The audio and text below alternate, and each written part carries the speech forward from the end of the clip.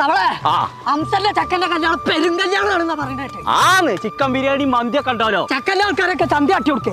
ഒറ്റ കുത്താൻ കുത്തിയാണ്ട് തുടങ്ങി നടക്കാട്. എല്ലാ കല്യാണ പേർക്ക് ഇപ്പഴാ പോണ്ട്. എന്താ ഈ നേരത്ത് പോയ ചോറ് കിട്ടൂലേ? കല്യാണ പേര് ചോറ് തീർന്നു, ബിരിയാണി മന്തിയൊക്കെ തീർന്നേക്കണു.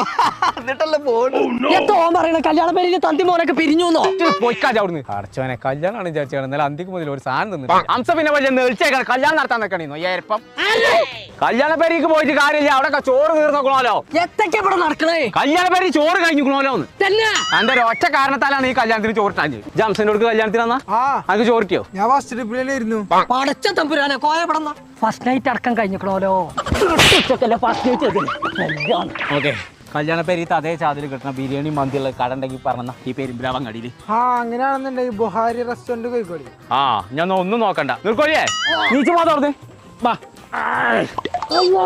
കൊടയൊക്കെ എടുത്തോ.